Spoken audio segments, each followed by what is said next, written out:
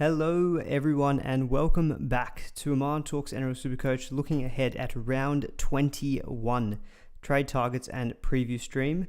Great to see so many of you in the chat already. Give the stream a like as you enter, as Davey K is suggesting. Great suggestion there. Boski, Tom Lung, Joshua Hughes, Jason Yang as always, Davey K. Great to see some familiar names already in the chat. Lots to get through. I'm going to try to make this a little bit shorter, hopefully just like an even hour stream. And also give me any ideas as to, for the run home. Trades do get run low, and views on the stream do also reduce as people just lose trades. So happy to be a bit more flexible and a bit more targeted, I guess, in what we talk about, because we can't just have like who are the best cash cows, blah blah blah, because we're all just like so few trades. Let's just prioritize the right guys and stick with it. So but yeah, give me any feedback. But lots to get through, so I think we'll get cracking. I haven't actually done a poll for the run sheet, but let me see what you guys want. Let me see, run sheet. I reckon Cleary's probably going to be featuring up there, not in terms of like should you get him, but who do you sell? Who do you sell? Because I've got some thoughts on that. What else is there? You got fullback, you got center wing, and then what else is there? 2RF, I guess, is maybe a bit of a talking point this week. Start poll. Anyway, I'll put a poll in the stream chat so you guys can let me know what you're looking to do. Joshua Hughes being a member for 13 months, that is awesome. Really, really appreciate that and your very long constant support there. G'day, man. Question: I've got 4 trades left. Do I buy Turbo now with a low break even, or wait until after the buy? I got 250k in the bank. Still need Cleary, Crichton, and Dom Young. Thoughts? Ooh, that's a pretty loaded question. I do feel like with 4 trades, you've got a lot of guns still that you want to get. I think that question comes down to how much do you want Turbo? Because if you feel like you want to get him in, you've probably got to get him now before he goes up in price. Although I would say with Roosters and then a buy, it's annoying, but I feel like the points are gone. There's no guarantee you'll get them back in the next couple of weeks. You might get them over the last 5 when he's got a pretty good run. But I do feel like, you can get good replacements like a Ponga in fullback, Reece Walsh, and they'll be much cheaper. At halfback, you probably don't have anyone else but Cleary. So Cleary stands out to me as the one I'd probably be prioritizing there. But yeah, anyway, keep your questions coming in. We'll make sure we try to get to as many as we possibly can.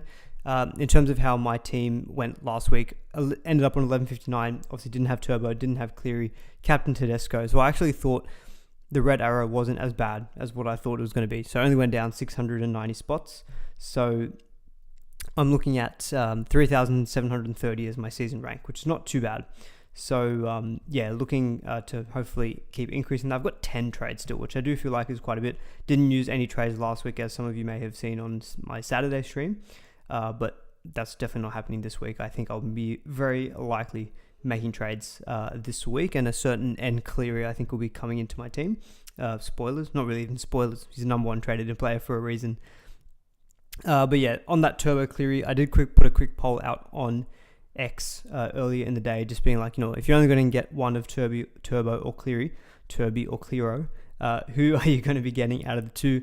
Vast majority all went Cleary, 87% of voters, and that's like 596 votes, so pretty good sample there, all saying get Cleary. And I think it's just the justification of Turbo's got Roosters this week, who are pretty good defensively, and then a bye, so it just doesn't feel like the best week, whereas Cleary's got Dragons this week. I believe he's got pretty good run. I mean, he does definitely have a very good run for the run home. Can't remember his next round game though, but it's a good set of games for Cleary. So I think, I'm in agreement with the poll. I do feel like if you're looking to chase one of Cleary or Turbo this week, to me it does feel like it would be Cleary who's the one. And just checking, he's got Newcastle at home next week on a Sunday at 2 p.m.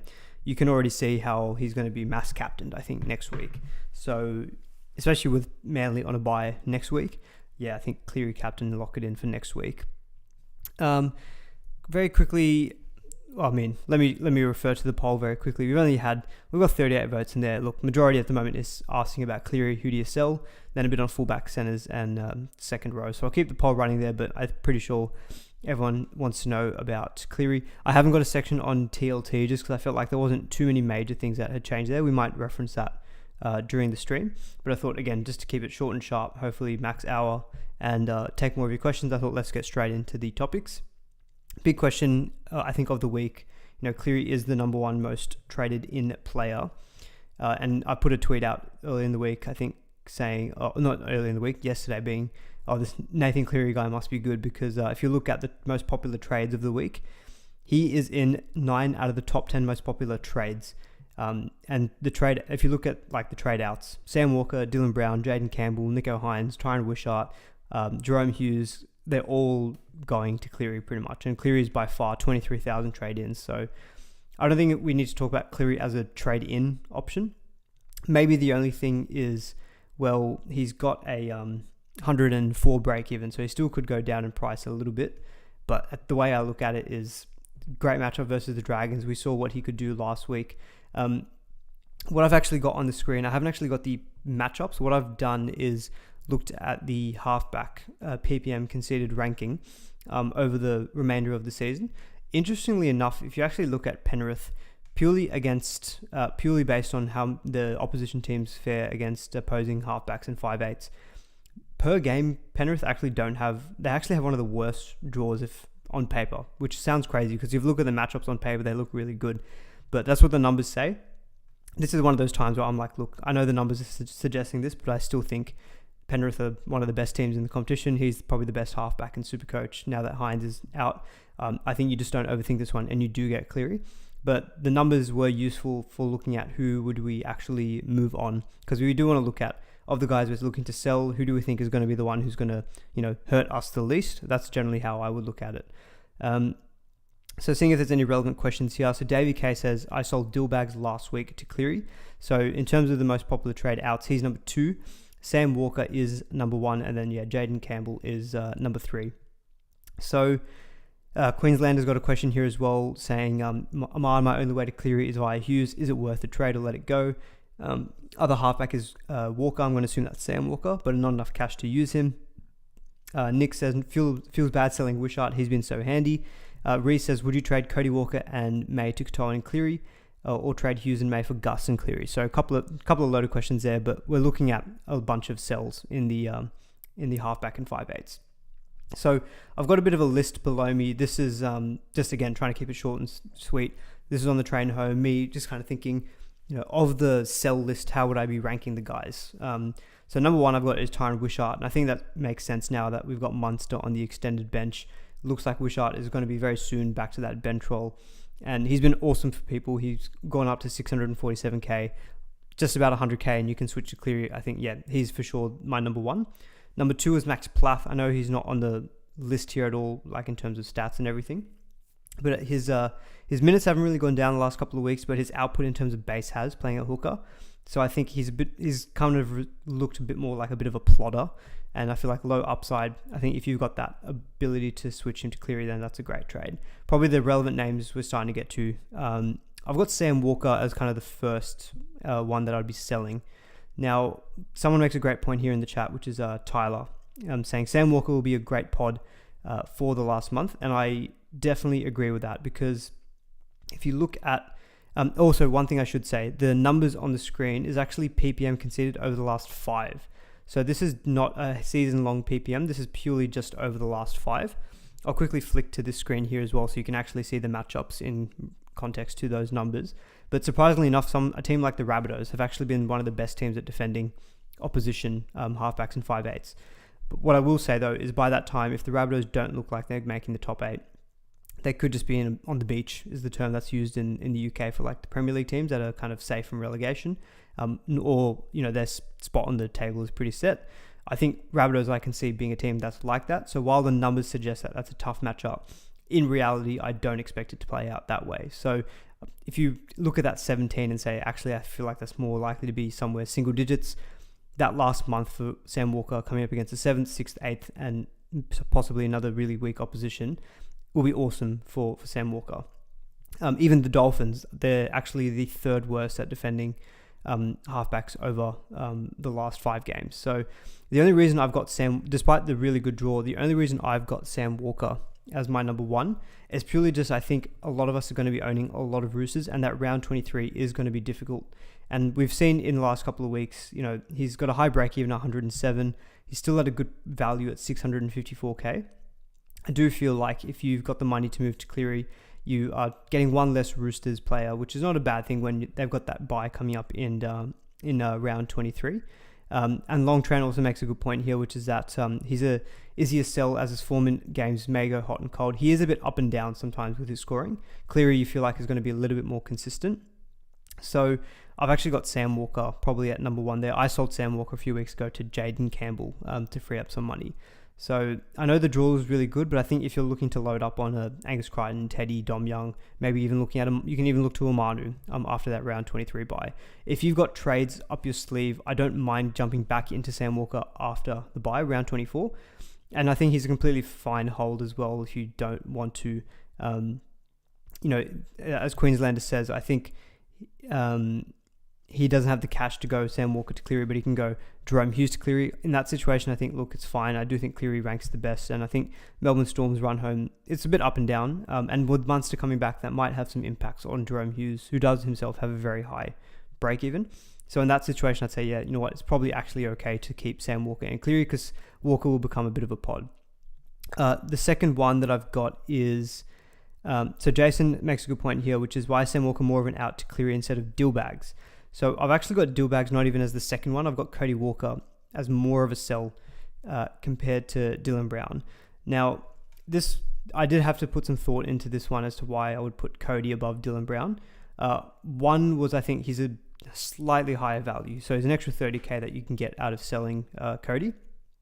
I've got a slide on Dillbags actually, specifically, which I pulled from last week. So just very quickly taking a look at his numbers over the season without Moses.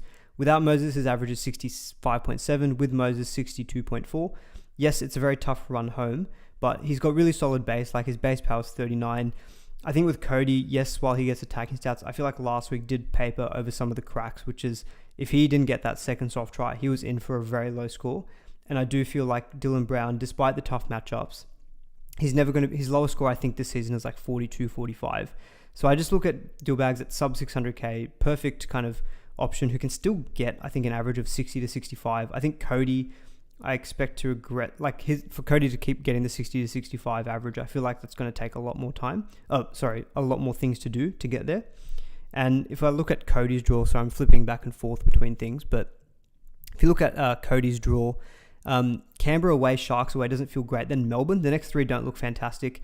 It's only really round 24, round 25 that I like Cody's matchups, which is West Tigers away and then Newcastle. Whereas with Dylan Brown, I feel like, look, Warriors in round 22 is fine. He's got really solid base. And then round 26, 27, I just feel like are really good matchups for Dillbags, especially at the end of the season. And I'm looking at it as, in 5'8", you probably, assuming they may be at your 5'8", it's a position where you're probably, I think, not going to be reserving that player every week. So if Dylan Brown's sitting there as depth, but you're not playing him every week, it doesn't really matter if he's got those tough matchups, right? Like you can just sit him, but in any given week, if you have to play him, he's got a solid base, 45 to 50. Cody's just not quite like that. Like if you ideally don't want to play him against Melbourne or maybe Penrith in round 26. Whereas even Dylan Brown against Penrith, you can roll him out and probably expect 40 to 45 to 50 at least from him. And I really like Dylan Brown's last matchup against the West Tigers in round 27. Obviously, very, very far away. But I feel like in that week when a lot of players are going to get rested, if you can just keep him up your sleeve as a nice pod, like he could just stay in your team and deliver really well in that last 1 or 2 weeks. Cody Walker with Penrith and the Roosters, I don't quite see that kind of thing happening, although Cody does have a good record, to be fair, against the Roosters. If Cody was goal kicking, I'd probably keep it on Cody, but the way that Damien Cook kicked them last week, for me, I kind of feel like Cody would be the one I'd slightly lean towards actually selling over Dillbags. They both have dual status as well, so that's kind of the same. So I understand Dillbags with the tough draw, but is a bit like I understand why people would want to move him on.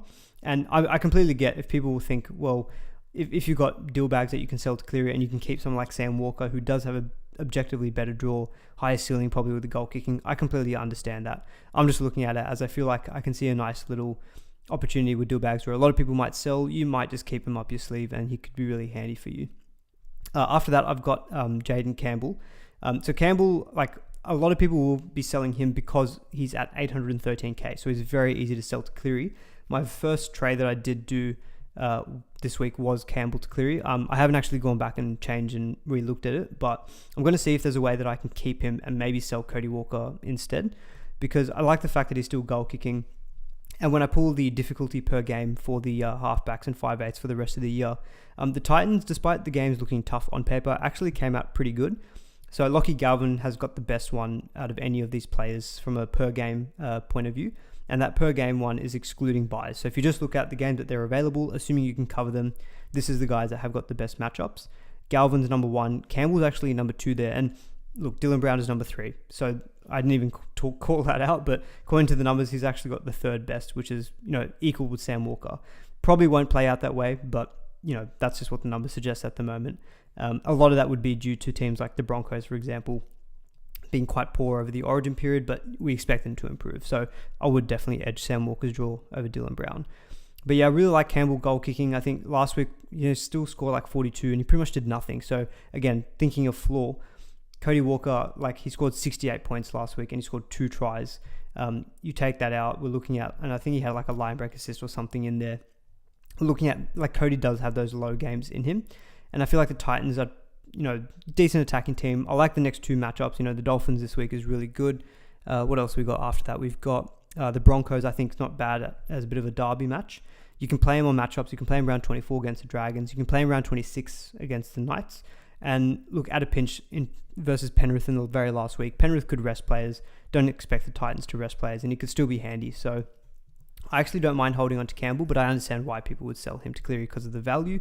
I've got Jerome Hughes after him.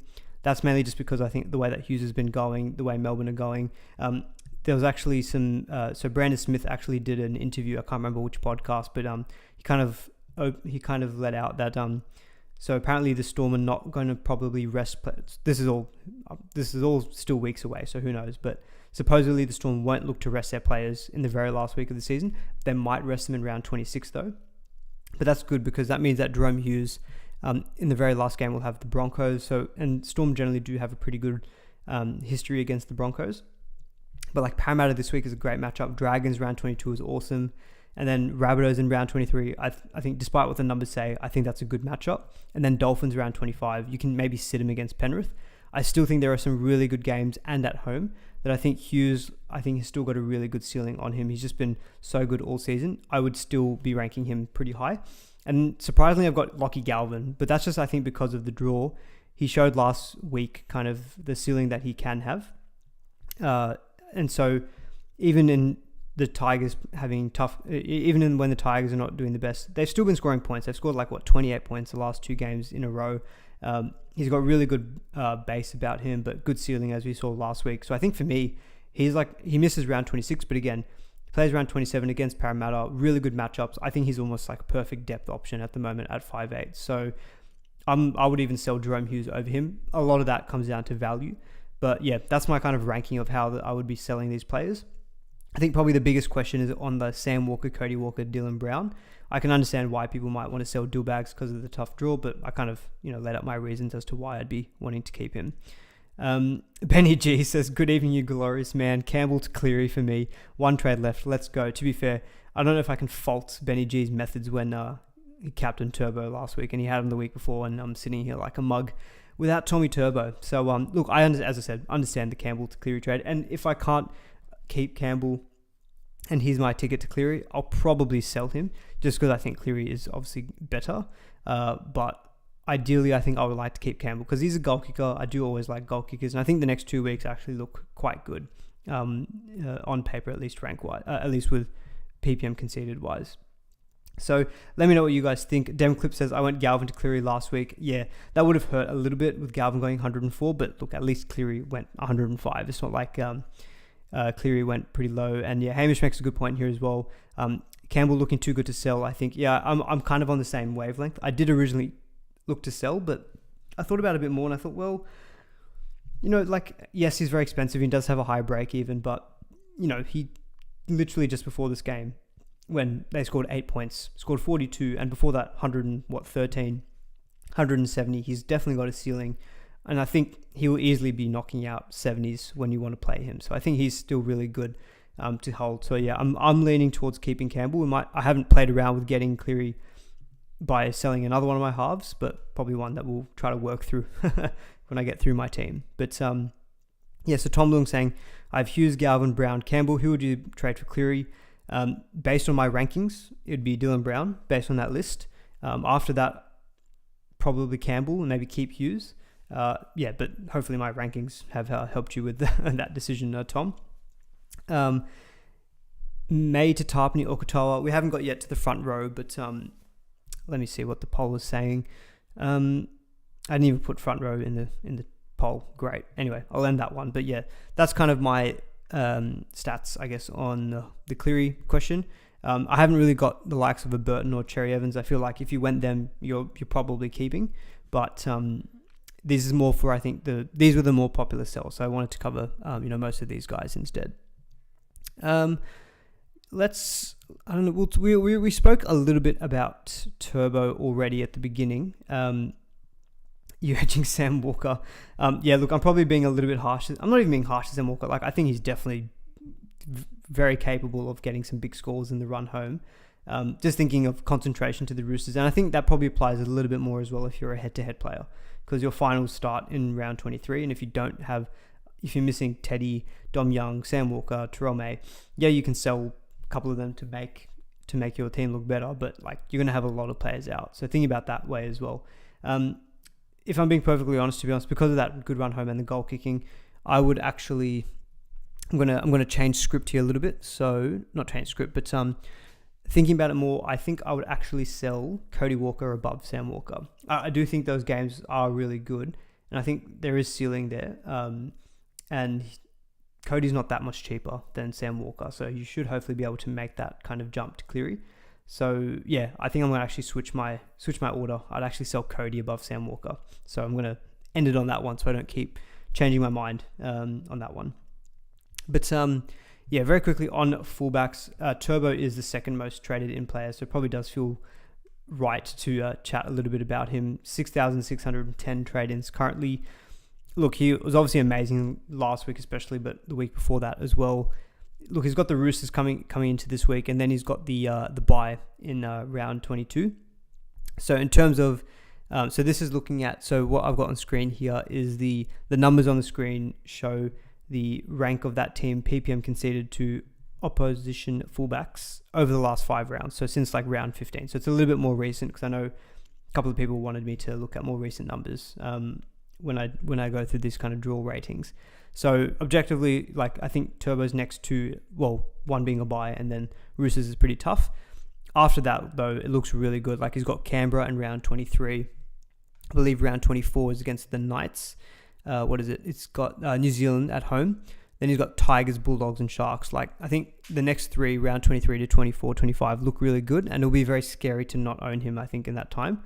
But I do think that, yeah, I do feel like it's a little bit of missing the boat now, because just like, he's got that negative 30 break even, but like, I just feel like with the next 2, look, the only rationale I'll say to get Turbo this week is if you've seen enough and you just want to absolutely lock him in to your team for the rest of the year, then definitely get him this week, because he's got a negative 30 break even. He's going to be going above 900k, and then it becomes that much more difficult to get him. In my position, where I'm looking at prioritizing Cleary instead, I think Cleary is the one I would prefer to get first. I think I'm just going to have to let Turbo go at this point. And instead, I'm going to have to hope that alternatively in round 23, I get Ponga, who's got the West Tigers, Sharks, Rabbitohs, Titans, Dolphins. I think that run home is awesome. And I would be preferring, and Ponga's going to be like 600Ks. So I think I'm probably more likely going to be getting in KP in round 23. And I just have to hope that he can match or outscore him, because I can't get back those points that I lost last week to Turbo, as much as it pained me. I've got on screen as well the average per game difficulty for these fullbacks. So number 1 is actually the Knights for the rest of the season. So again, another reason why I'm looking at KP as someone I think I just need to be holding out for in round 23. You could also go, if you want to get someone in now who doesn't have a bye next week, then you could go Reece Walsh. He does have a bye there in round 24. But looking at Reece Walsh's draw very quickly, He's got the Bulldogs, which is at home, but Bulldogs have been pretty good defensively. Titans and Cowboys do look pretty good. And then round 25, Parramatta Dolphins, and then the Melbourne Storm. I think run home-wise is actually really good as well for Reece Walsh. So I think if you're looking at a fullback trade in this week, I prefer Walsh to Turbo just because of the fact that he doesn't have that bye coming up, and the next 3 games are pretty good. Overall, like, it's hard to say like overall because I think number of points wise, Ponga could be less if you look from here on out, but from round 23 onwards, KP is the one that I'd be looking at myself, and I'm going to assume that people just keep Teddy. I think I may have seen that Teddy was one of the most traded out players this week, in the top 10 anyway.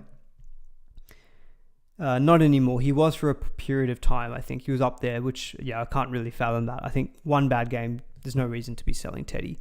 But that's kind of some of my thoughts on fullbacks. Funnily enough, so I'm looking at making a trade at fullback this week. I still have Fletcher Sharp. I think I need to get rid of him. Dane Laurie has come into my calculations. So Dylan Edwards might not be back until round 24, round 25. Even just looking at the next 3, based on the numbers, he'd be versing the 8th, 3rd, and worst defenses against opposition fullbacks over the last 5 weeks. And that'll be his next 3. He'll be versing the Dragons, Knights, and Parramatta. That is really, really juicy. And so I'm looking at Laurie. I've got 10 trades, so I'm kind of thinking, do I have enough to maybe go a bit of a pod and go someone like Laurie? Because Penrith just look awesome. Get Cleary and him in. I think I'm going to have a quick squiz at Laurie's numbers when he's actually been starting at fullback. Let me have a quick look here. Sorry, bear with me for a second. Yeah, so if you look at Dane Laurie, so he's played 4 games this season at starting fullback. In those games, 49 versus the Dragons, 128 versus versus Manly, 64 versus the Cowboys, and then 111 last week versus the Dolphins. So there's 2 tons and a 60 and almost a 50. And the base is awesome in those games, 37, 44, 42, and 40. So like really, really good floor. Dragons feels great. Newcastle feels really good at home. And then Parramatta away as well feels awesome. So yeah, I'm looking at maybe a bit of a cheeky play of going, because I want to get a fullback and get rid of Fletcher Sharp, I could maybe go to someone like Dane Laurie. Although that only worked, I think, if I sold Campbell. So I might not be able to afford him if I don't sell Campbell. But I really like the look of Laurie the next 3. And then what that might mean is that I then sell him to Ponga once he gets to round 23, 24. KP goes on his really good run. So playing a little bit of fullback roulette, but at a much cheaper price. Instead of paying $800K for Turbo or $760 for Walsh, I pay $500 for Laurie. So I think if you're in that position where you've got maybe a few more trades, maybe 8 or more trades, I don't mind that bit of fullback roulette and going punty on someone like a Dane Laurie. In terms of difficulty per game, Knights number 1, Warriors is 2nd, and if people are looking at like an RTS as a bit of a pod playing fullback this week versus the West Tigers, that looks like a really good matchup on paper. Roosters look really good. Melbourne looks really good. The only downside with going Pappenhausen is that there's news has come out about that foot issue he's been carrying. That just kind of really puts me off, and I feel like you just don't want to be buying someone who's got this injury cloud and niggles ahead of it, hovering over him. So probably not for me, Pappy. Then you've got the Titans. So again, maybe a bit more of a pod.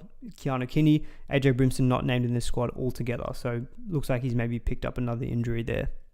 And then you've got Penrith, Broncos, Rabbitohs, Manly, and then the Cowboys. So I think, while Manly are ranked low, a lot of that is probably due to recency numbers of like the Canberra Raiders and stuff. But the way that Turbo looked, I feel like you kind of need to, put a big pinch of salt into some of these numbers here in terms of the fullback draw. Jason Yang is asking, what about Sam Walker and Cody Walker to Cleary and Laurie? Look, for getting in Cleary, I like it. And the only thing with Laurie is that you've just got to be ready to trade him out again. So Dylan Edwards looks like it could be around 24, 25. The only saving grace could be that if you run out of trades, Edwards could just be put on ice until the finals. So you probably just need to... So there's probably a chance that Laurie does actually just hold out his position for the season. If they say around 24, 25, and they're like, well, we've only got 25, 26, 27, we'll just keep Edwards on ice until we get to the finals. If you have Pappy, would you have to hold? I do feel like with Pappy, the break-even's gone down to 80. He's at 606K, but it's just the matchup this week and the next 2 weeks. So objectively, I think on paper he's got a better matchup the next two than Turbo, Reece Walsh, Ponga, etc. Like he's got Parramatta and the Dragons, I believe, at home. I think you've just got to keep him for those two, and then you can reassess.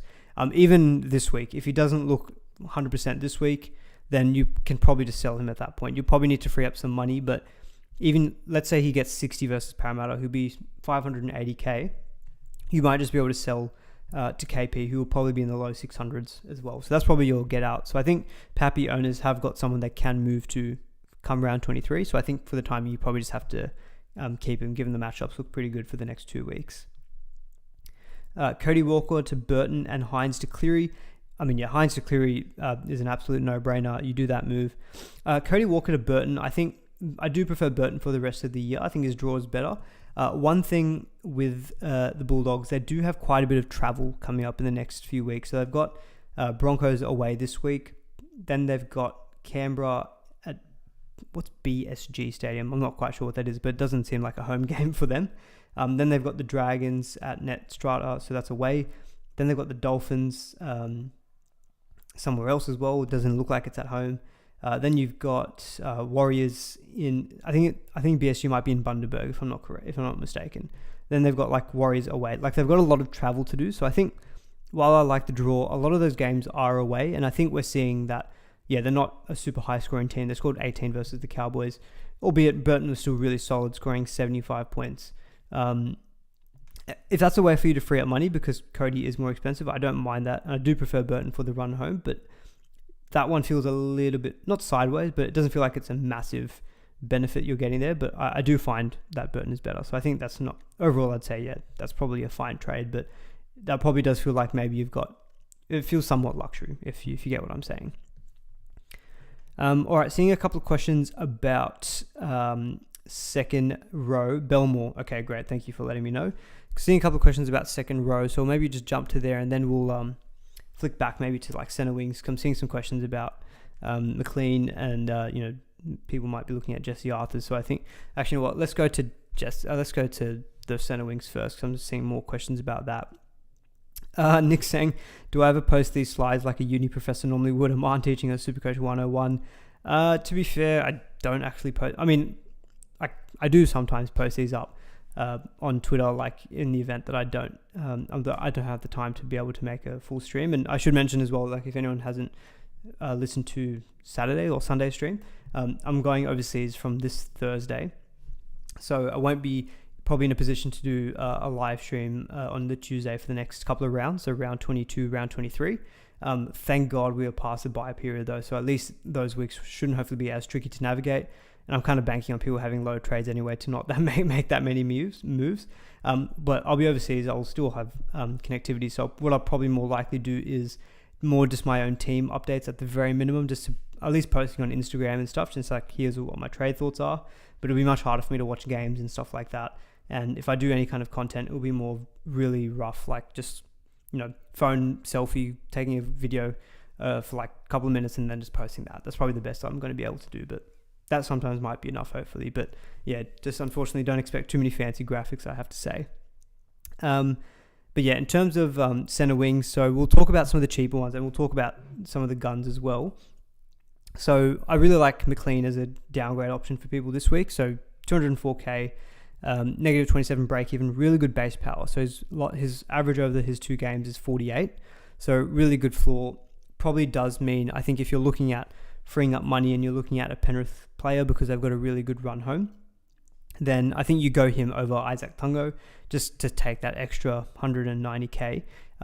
Alamotti had that broken forearm, so I think McLean looks like he's pretty set for a good stint in that team for the rest of the year. Ben is asking, would you downgrade Blaze to Lungi or Marzu? Think Blaze will get more work with Moses out? I think just because of how good that Knights draw is from round 23 onwards and how tough the Parramatta one is, I think at 580k, I think Talangi is more expensive than Marzu. So I think for me, he's 3k cheaper, so not that much different. For me, I would be probably keeping Marzu. I think I'd just be selling Talangi instead. Talangi might still have some good scores in him, but I think you just have to probably take the upside potential of Mazu with 5 really good games in the run home and with Ponga back as well.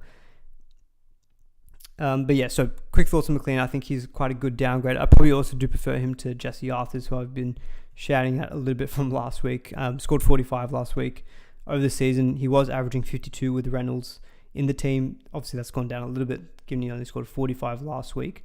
But the Broncos do have a pretty good run home as well. How much will Lucas hurt Greg with Best out for the season? Has that been confirmed news that Best is out for the season? I mean, it wouldn't surprise me given that that's like his 4th hamstring injury. But I don't know how much that would hurt Greg because, Lucas is a more probably run-first center when he plays there. It probably will hurt Greg a little bit. I don't think Lucas will be as good for Greg as Bradman Best was, because Best is really good at those kind of just those kind of sweep plays and tip-ons and stuff like that. I feel like Lucas probably maybe isn't as refined at that, but I still think Greg is probably fine as a bit of a hold and just to play on matchups. What are we looking at here? So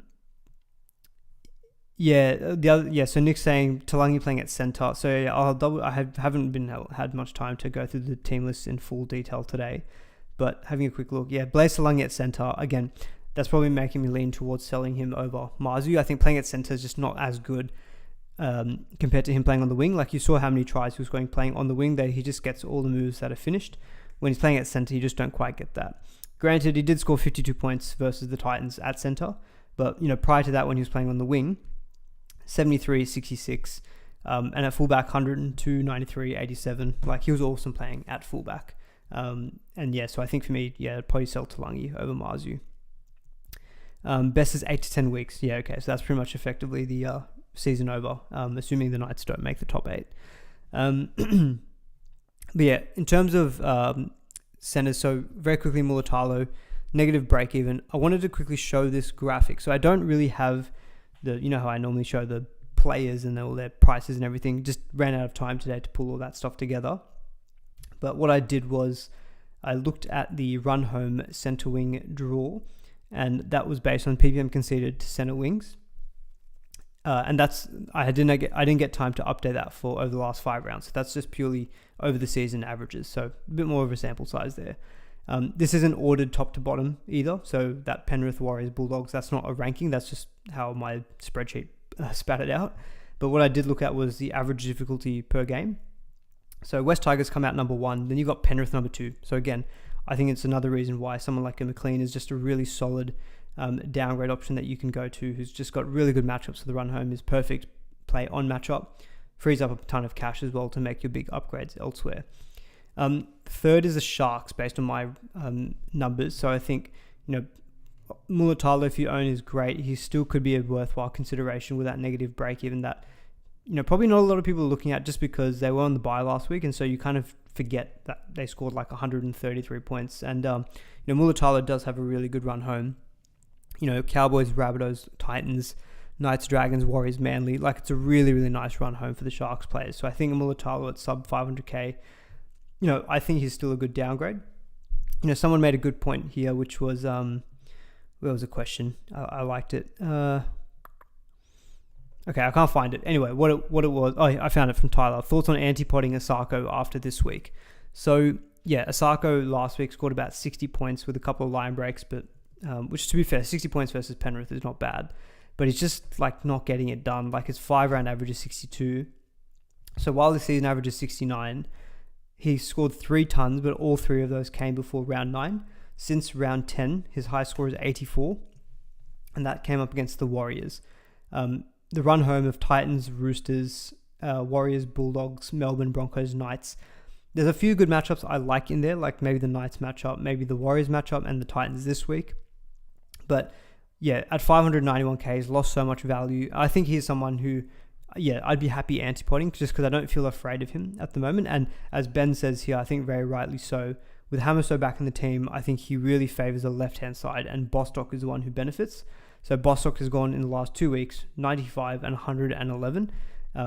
And he had a game where he scored 3 points because he was only playing for 3 minutes, but even before that, scored 68. So he definitely gets favoured, Jack Bostock's side. He's got a negative, actually, to be fair, if people are looking at pods in the center wing, Bostock with a negative 34 break even at 532k could be a sneaky option. Excuse me. But yeah, I think Asako is definitely someone that you can look to anti-pod. And again, if you're thinking about freeing up money, you can go him down to McLean. I don't mind going him down to someone like a Mulatalo because I think the draw looks really good, and definitely prefer Sharks draw over the Dolphins. So I won't go and list every team here, but you can kind of see it for yourself. That's the ranking in terms of difficulty per game. What I did do though was kind of do like a center wing ranking of how I would like to rank my centers. So what I've got Dom Young number 1 just because of, I think, just the Roosters' really juicy run home. I've got To'o number 2. You could put To'o, you could go a bit of a pod, someone like a Taruva. To'o is just the one because he's been the one who's been scoring the most points recently, but he's very expensive. He's like 866k. Then I've got Karaz in my top 4. Scored 80 points last week, just has super solid base. Excuse me, guys. I need to get some water.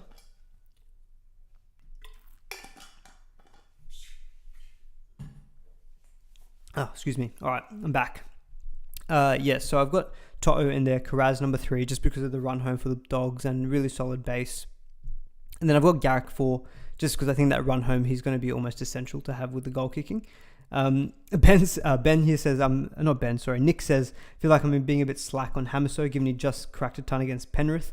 I can see why people would think that, where I've ranked him at 6. So I've ranked a Lomax at 5th above Hamiso. That's definitely a question of Lomax from round 24, because right now the next 3 games are pretty tough for Lomax, and he's got like a really high break even, but he's someone who I'd be earmarking, I think, for round 24 if you've got the trades to be able to do so. I do think Hamiso is somewhat, matchup proof. So look, beginning of the season, Dolphins had an excellent draw. 79 versus the Cowboys, 94 versus the Dragons, 112 versus the Titans, 58 versus the Tigers, 94 versus the Tigers again, and then 73. But the last 2 games he's played, 123 versus Penrith, and then 73 versus the Sharks.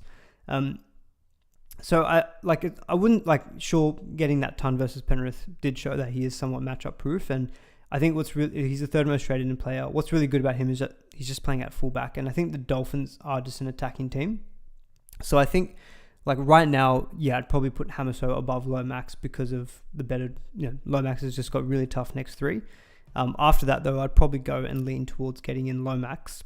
I think this is always subjective, right? So for example, Karaz, or To'o, let's use To'o maybe as an example. You might think, it'd be great to get To'o, but he's 866k. So how about instead of To'o, I get my McLean, who's 200k, and I'll put Hamiso in that position in my top 5 center wing for the run home. So I think that's completely fine as well. I don't mind getting in Hamiso, even though the draw looks a little bit tougher on paper. The Dolphins are a good attacking team. I definitely rate him over Asako from the Dolphins, that's for sure. After that, I've named a few more pods. I've got a pod from the Sharks, so maybe if you want to go someone like a Ramian, suggest that Iro is a pretty good hold as well, just because of the really nice matchups that he's got over the next kind of run home. Then I've got a pod from the Broncos. There's not too many of them, but Dean Mariner, I know people did consider after he scored 120 plus points last week, but named at center again, I don't love it. I much prefer him, I think, playing on the wing. Then I've got Holmes, Asako, and Tuivasa-Sheck. So Asako I still put above Tuivasa-Sheck because of the goal kicking. Someone mentioned in the chat here as well about Holmes being on the wing. Is that going to unlock him? The thing is that Murray Taulagi, I think, has been named on the extended bench. So I do feel like... what am I going to say? I feel like Taulagi, if he comes back in, will just push Holmes back to centre. So I'm not sure how much Holmes' time is going. I'm not sure how much time Holmes will get playing on the wing. He's just been not even putting SuperCoach aside, I just don't think he's been in great form kind of all season. But he's still a decent option in your center wing. I've got him. I'm probably not going to be selling him. I'll probably play him on matchup. For example, I might sit him this week against the Sharks, but it's a home game. Then he's got the West Tigers in round 22. Definitely going to play him there. And then he's got like the Broncos and Canberra Rays, but they're both at home. Round 25 maybe is when you could sell. People might want to sell for Lomax at that point because round 25 he's got a bye at Melbourne and then the Bulldogs. So pretty tough last 3 games for Lomax. But yeah, at least Val plays the Tigers next week, as Tyler says here as well. So yeah, that's kind of a general ranking of centre wings. I do think maybe I've been a little bit harsh to Hamiso because it is nice to get a fullback playing in centre wing. The way that my centre wing is looking at the moment, it's pretty stacked. I'll probably end up, I think, just keeping it as is, but I might flip Val Holmes in round 24 because round 24 he's got Raiders, but then he goes into bye Melbourne Bulldogs. At that point in time, Manu, if he's back, we know how good the last 4 games is for the Roosters. Or you can go Zach Lomax, who by round 24 has got the Titans, Sharks, Parramatta, and then Canberra. So I feel like Lomax could also be a nice little pod for that last little section there. Where would Manu rank? If Manu was fit right now, I'd probably be having him in my top 5 just because of, I think, the Roosters draw. And he's at a good price as well. So assuming he comes back against the Dolphins in round 22, although we haven't really heard any thing about suggesting that he'll be back next week, but he's 625k, so with a break even of 91. So I think with the last 4 of Parramatta, Titans, Canberra, and Souths, 3 of those games being at home and Titans being away, like if you ask me around 24, Dom Young and Manu will be probably number 1 and 2 for me. Like that's the thing with centers, it's a very hybrid position. So like from that last month, Dom Young and Manu would be number 1 and 2. I'd probably have Lomax in there as number 3 and then probably Garrick 4. Karaz probably would make it at that point in time. So it's a very fluid mix. But yeah, at the moment, this is kind of generally how I'm thinking about centers. So see if there's any questions around here on centers. Surely Marzu is better than RTS. Yes, he probably is. I just forgot to include him. Although, to be fair, I was putting in players who I thought people might be looking at buying. I feel like Marzu probably people weren't looking at selling too much. King Kyrie is saying Iro or DWZ to McLean. Really want DWZ for the next 2 weeks, but no round 27, and Iro will provide solid cover. Yeah, I understand why you'd want to keep Dallin because of that West Tigers matchup this week, and Parramatta the week after that. But you kind of, yeah, you've said it, like round 27 is going to be annoying when he's on the bye. And yeah, I think while he could have a really big score this week and the next week, like he could be throwing out a lot of 20s and 16s and like 26, 36 that he's got in the last couple of weeks. Iro, you just know, is solid for 50. And we've seen at least one game now with Braden Trindle that Iro did end up actually getting an attacking stat and scoring a try. So he could just be a really nice run-home keep as well. Oh, shut up, Siri.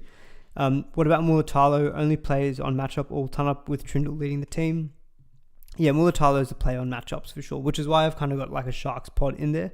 Otherwise, I mean, my preference out of all the Sharks centers probably would be Mulatalo. I think he's just got the biggest ceiling out of any of them. Like he's got 3 tons this season.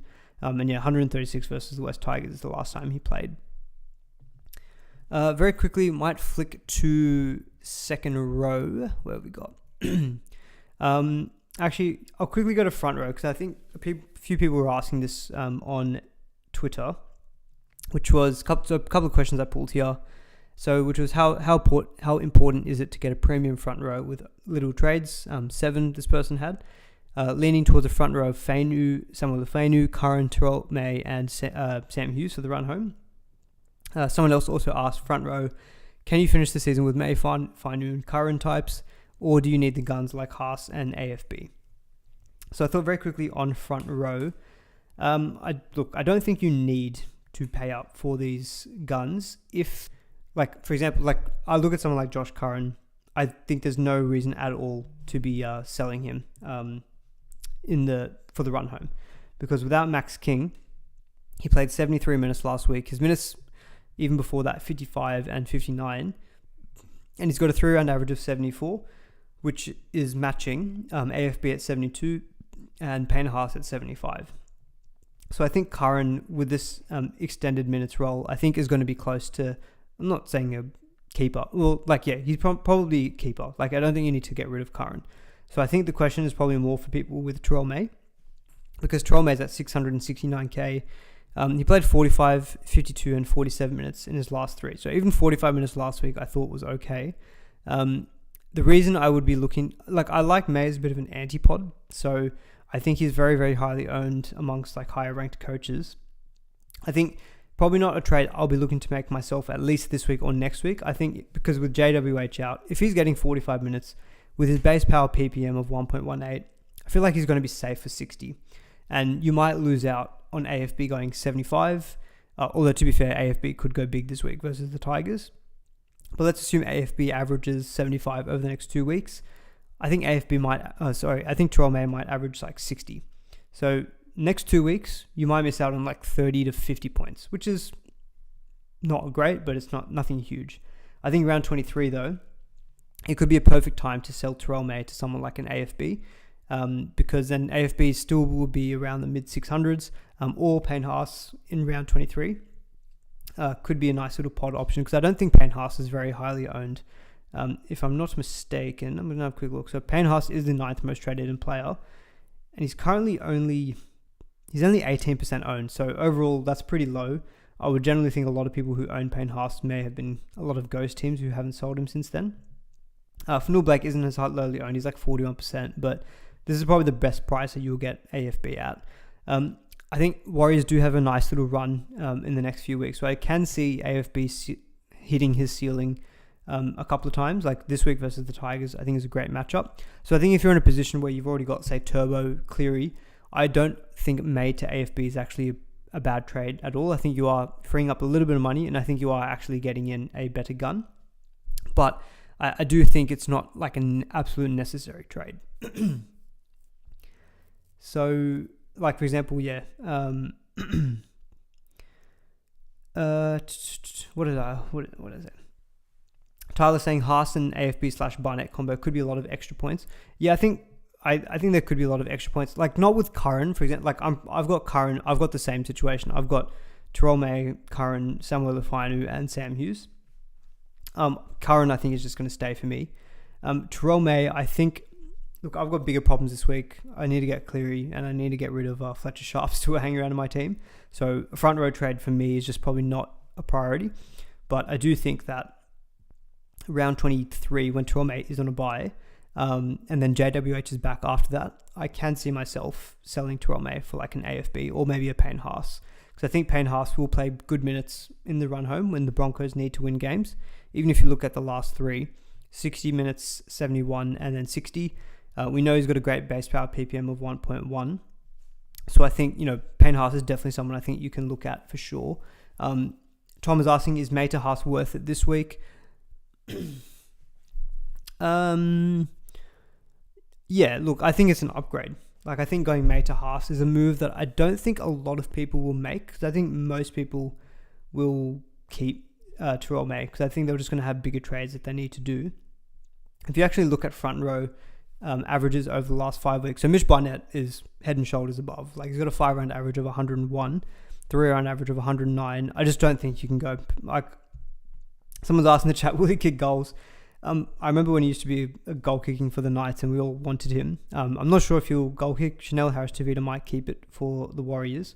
But in any case, I think he's just too expensive to be considering, in my opinion. But I think May to Haas is not actually a bad trade, because Terrell May's last 5-round average is 68, Payne Haas 76. You're getting an extra 8 points. And if you did that for the rest of the season, both of them have one bye left, so you'd be getting 6 games out of them. You'd be getting 50 extra points. So I think you can see a situation where going May to Haas gets you anywhere between 50 to 100 points extra over the run home. And I think maybe similar with Fanul Blake. So I think you just need to make up your decision as to, is that one trade worth me going and getting an extra potentially 100 points for the rest of the season? I'd probably argue, yes, it's just about worth it. But also, you probably have other trade that you could do that could make you get bigger upgrades in potential points. Terrell May is on the bench, but Terrell May has still played decent minutes coming off the bench at times during the season. So I'm not overly concerned if he's coming off the bench. So coming off the bench is what he's been doing for most of the season, and he's still averaging 46 minutes. And with his PPM Still good for probably a low 60s average. So like 45 minutes last week, but like 52 minutes off the bench in round 18, and he scored 73 points. So he's super solid. So I don't think May is an absolute must sell. But yes, I do think that Payne Haas is going to be a great option. I think Payne Haas and Fullback and Barnett are the top 3 front row that you want for the run home. But just given prices, AFB just seems the best value. And then Haas, I think, will just be a bit more of the pod that I don't think many people will own. Is May to Gus viable? So maybe we will just flick over to second row very quickly. So yeah, I mean, Angus this week there's reports obviously that he's got this MRI. And yeah, I think Angus feels tricky because the break-even of 75 is probably just about reduced in price. But I think Manly at home and then the Dolphins, look, just the way that he's been performing this season, I just think I'd be wanting to get him into my team, because I think even last week against the Storm, he was just offloading like crazy. Just nothing seems to stop him at the moment. And I think the next 2 games are pretty good, and like he's solid enough for like a mid-70 score in both of those games. Definitely getting attacking stats as well. But then the last 4, Parramatta, Titans, Canberra, Souths, like he can easily average 100 in that period of time. And we've seen Angus Crichton go 151 early this season, and that was against the Broncos, and then 119 versus the Dragons. Like, there's few back rowers, I think, who've got a ceiling like that. I don't think Terrell May, yes, while he has gotten a few hundred scores this season, that was in those bye weeks when he was playing like 80 minutes. I don't think you're probably going to get that for the rest of the season. Whereas Angus, I think, has got more potential to hurt you. So I think May to Gus is actually a pretty viable trade. And yeah, I do think that Gus is someone I'd be looking to prioritize get in if you can. I know he's very expensive, but I just think Roosters run home looks that good that, yeah, I would be pretty happy to get him. Sorry, 1 second.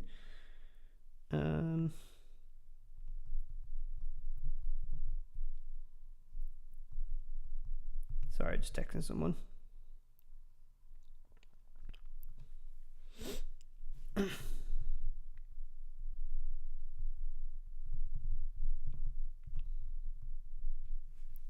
Oh, sorry guys.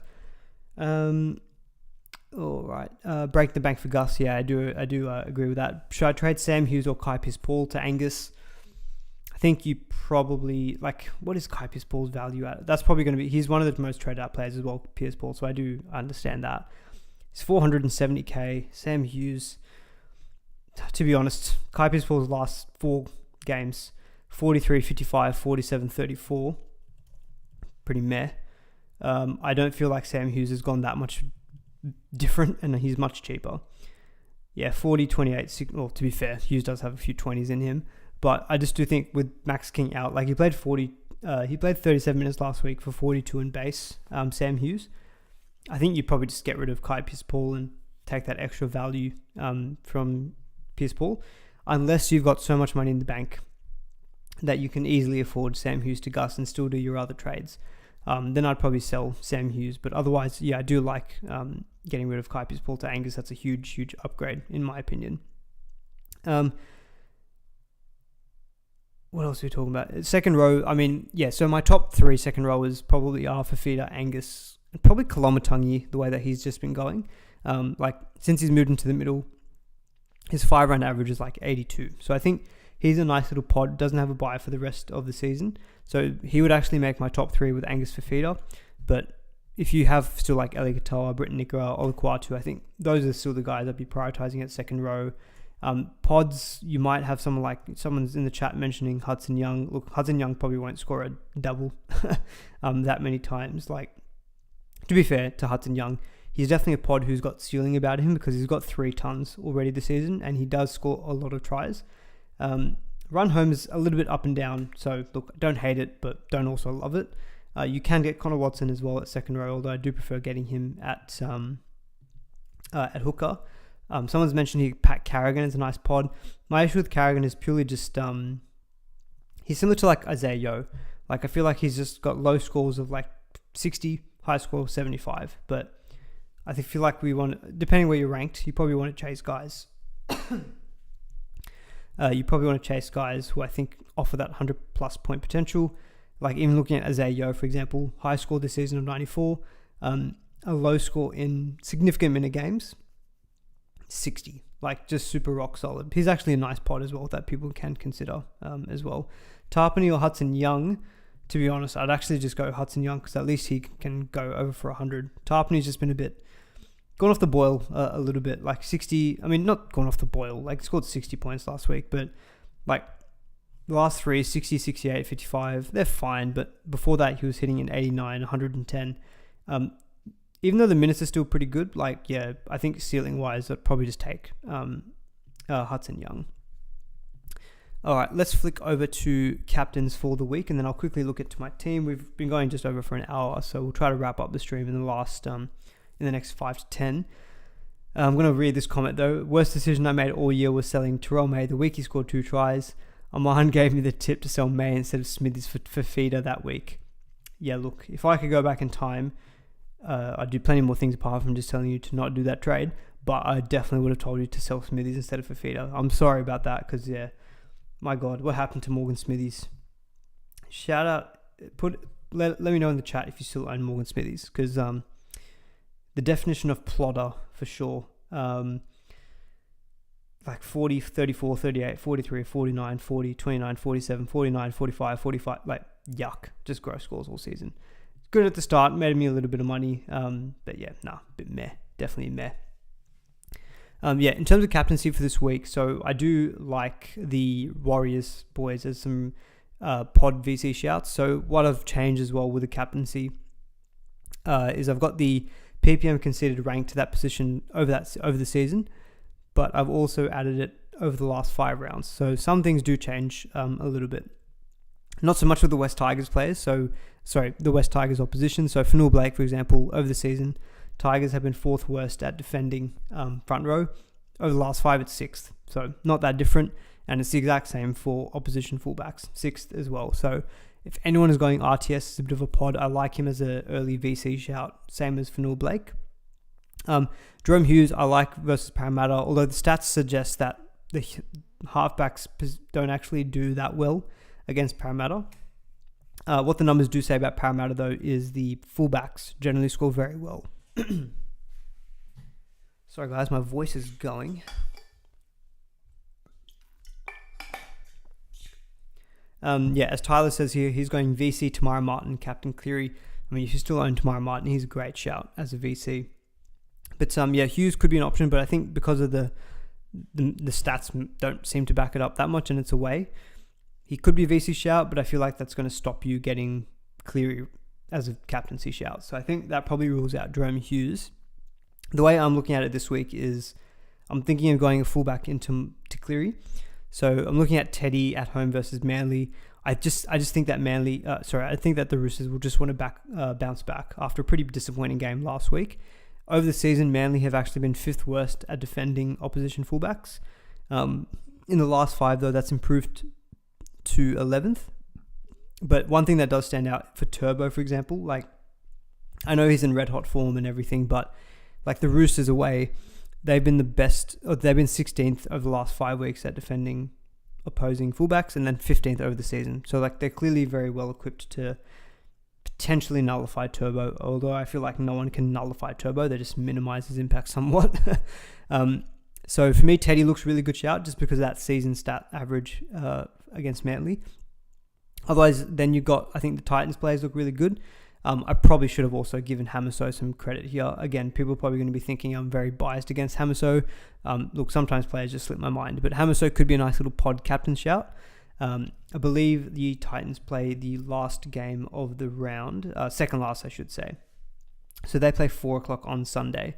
But look, Penrith, 2 p.m. on Sunday at Wynn Stadium. That feels like a very simple captaincy, I think, on Cleary. Dragons have been the 5th worst at defending halfbacks over the season, so that also looks pretty good. That's improved slightly to 9th over the season, but look, I'm just going to back in someone like Cleary for this one. Someone's asked in the chat, VC Teddy or Turbo. I'd be leaning Teddy. I think just home factor, wanting to bounce back. And then I've got some of the Titans players like Jaden Campbell and Fafita, but I think the most common will probably be Cleary and Teddy. I'll have a quick squiz actually at the, you know what I'll do actually is, let me bring this up here. So I'm going to go jump onto the SuperCoach website. So while I do that, give the stream a like if you enjoyed it. So let's have a quick look see here. So if I go to the captaincy stats for this week, so I'm going to go to coaches ranked in the top 5%. I feel like we'll look at some of the higher end ones. Cleary by far, most popular captain, 42%. Turbo's behind him at 18.8%. Then Teddy at 15%. So they're the top three, but Cleary by far is the standout. In terms of VCs, Teddy is the most popular VC at 21. Then you've got Turbo 10, Cleary 8%. So I think most of the majority seem to be leaning towards the VC Teddy Captain Cleary combination, and that's kind of where my head went to straight away. If we look at the top 1% of coaches, so like the real pointy ends of the rankings, yeah, Cleary's percentage of captaincy moves up to 47. VC Teddy goes up to 23. So yeah, that really does stand out to me as the kind of that's the common combination. If you want to go a little bit different, then you can use these to kind of see what is a little bit lower owned for you, but that's probably most likely where I'm going to be leaning. I feel like Cleary might be a little bit overrated as a captain this week. I mean, absolutely go with your gut. I just think the thing with Cleary is that he's just super rock solid with the goal kicking. And look, if Teddy goes really big, no Joe Chan, he's suspended for this week, so I think a lot of people might be saved an auto emergency nightmare. So if Teddy goes big, I'll probably just take the VC loop on him. Otherwise, I think I'll just default to Cleary. And it's been a long time since I've captained Cleary, so it feels nice and it's like a warm, comfy blanket. All right, I'll quickly run through my team and then we'll go through a couple of your questions and we'll probably end it there. So, as I said before, my first initial set of trades were Jaden Campbell to Cleary. But after discussing this stream, I think I might actually... Well, sorry, let me go back. You guys can see what my initial trades were. So my initial trades were Jaden Campbell to Cleary and Fletcher Sharp to McLean. What I was thinking of doing was if I did trade out Campbell, as I mentioned before, I can go a little bit more punty, a bit more pod, get someone like a Dane Laurie. I can actually afford that. So my fullbacks would be Teddy and Dane Laurie, and I do Campbell to Cleary. Although I'm now thinking I'm leaning towards not selling Campbell. I'm leaning towards selling Cody at this point in time, which seems a bit crazy, but not crazy, but like, I don't know. I know he's got the West Tigers in a few weeks, but Dillbags has got them at the end of the season as well. So yeah, I'm thinking at the moment of seeing what trades I can do instead to get rid of to get rid of Cody Walker instead of Campbell. So how do I do that? Let's trade him out instead. What's going on here? I'm never good with this whole like reverse trades thing. Let's put him back in. Okay, sorry, I'm all over the shop here. Jaden Campbell. So like I've got the money in the bank to go Cody Walker out for Cleary straight away. So I had like 170k in the bank. So I can. Oh, actually, you know what? This is so messy, this part. Sorry, apologies. I'm going to reverse all the changes in my team. That will probably be the easiest thing for me to do.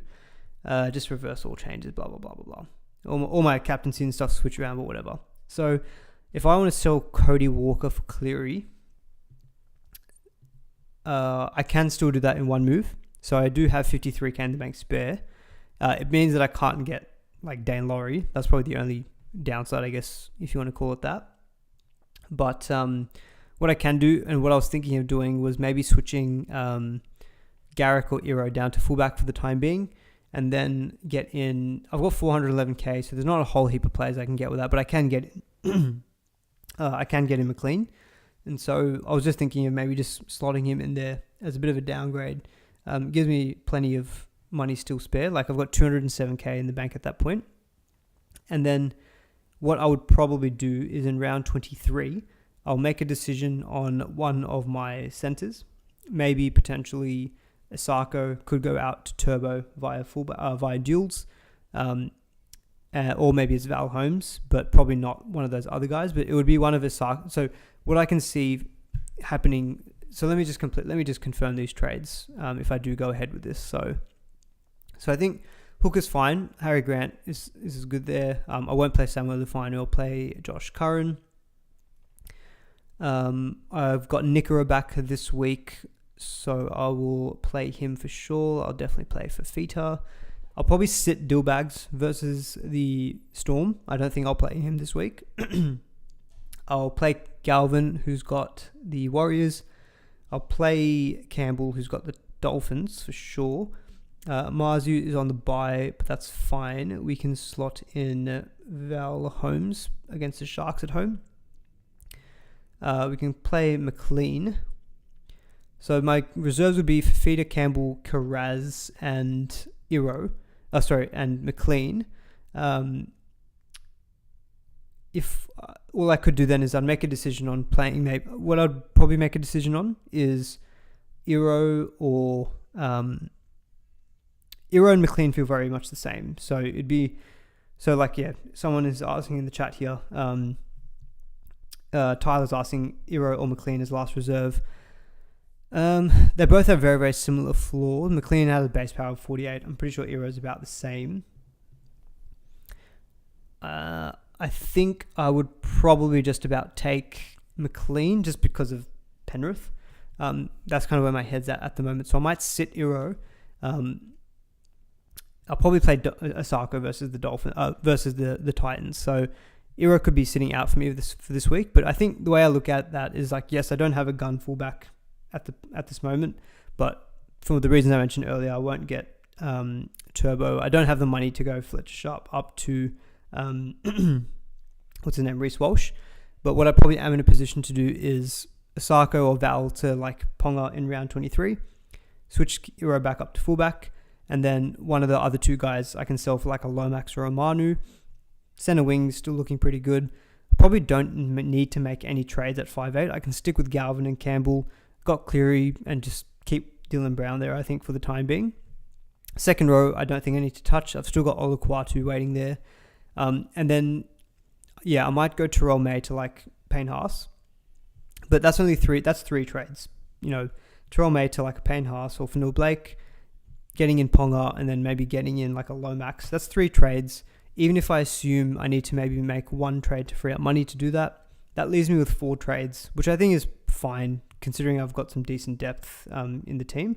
So, I think that's kind of how I'm looking for the moment. That's probably how my team's most likely going to be this week. So, getting in 2 Panthers players in McLean and Cleary. And at the moment, looking at selling Cody Walker and Fletcher Sharp. I'll think a bit more about the whole Dylan Brown, Cody Walker thing, but I kind of went through all of that earlier in the stream. Grant VC. Grant is definitely a worthwhile VC shout. He's definitely looked better last week as well, but I think I'm going to stick with VC Teddy. And if I want to loop him, the way that I would do it is I would swap out... actually, do I even have the ability to do that? How would I do that? Actually, you know what? I realized I can't do the VC loop of Teddy into Cleary because everyone would have locked out by then. That means I might have to consider going... I might have to think then about captaining one of Teddy or Cleary. I'll probably stick with Cleary captain.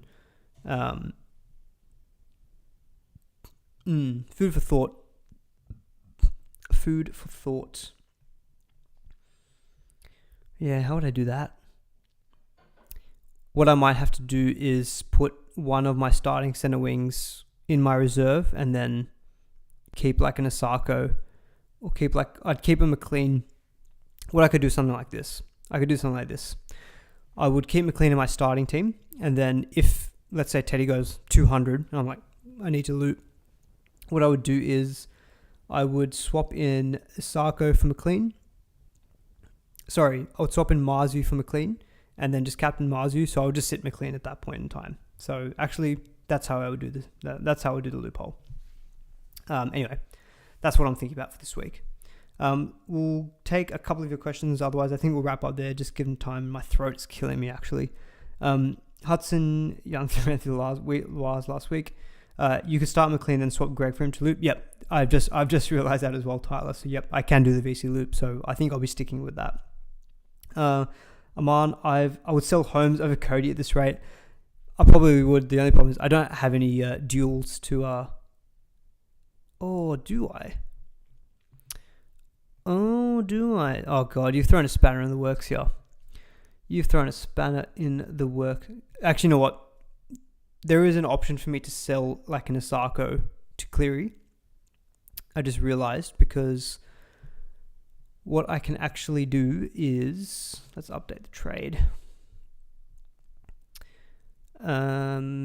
Yeah, so anyway, I won't go through, but what I could do is I can sell Asako and Fletcher Sharp. I can swap Iro down to... I can swap Asako to fullback to get my trade, swap Campbell down to fullback, and then swap Dillbags to 5'8". And that's how I can get Cleary in for a centre. Ooh, okay. That's food for thought. I don't actually have to sell one of my halves. I can actually sell a centre. Yeah, that's not a bad shout. Because I think I would prefer keeping Cody Walker over like an Asako, actually. Food for thought. Okay. I'll let you know. I'll come back to you on that one if I can do that. But yeah, I can potentially sell a centre for Cleary. I don't think I'd sell Val Holmes just because he's got the Tigers next week, and I think I need him for that game, to be fair. Hey man, what do you reckon for last reserve? Walker or Beau Fermor? Titans, Dolphins. I think I'd prefer Fermor, probably a little bit more safe. I think Walker does have that really low score in him at times. Hey man, Wishart or Sam Walker to Cleary? Definitely Wishart, I think, in my opinion. Coruscant, Final, Nikora, Brown, Galvin, Iro. Who to pick for the final two reserves? Final two reserves, probably... I'd sit Brown. So that's an easy one. I'd sit Samuel Fine. I'd sit Brown. So that's 2. So you got 1, 2, 3, 4 left. I'd play Galvin ahead of Iro. I'd play Nikora ahead of Iro. Would I play Coruscant ahead of either of those two? I think Coruscant, he's been named and he's goal kicking. So assuming that, I think you play him. So I think you play Coruscant and then one of Nikora, Galvin or Iro. I think you play Nikora. I think he's been on such a good run. So yeah, Nikora and Coruscant might be how I'd lean there. Alright guys, probably need to wrap up the stream there. It's getting late and been going on for a while. But hopefully you all enjoyed. Please do give the stream a like on the way out if you did. I'll come back to you with some updated team thoughts, because it turns out I can sell a centre wing for for Nathan Cleary. So that might be something I do look at. But thanks everyone for tuning in. We'll try to catch you when I can, but going overseas, so we'll see when I can next speak to you all. But until then, good luck for all of your trade decisions and your Supercoach teams, and have a good evening, and chat to you in the next one. See ya.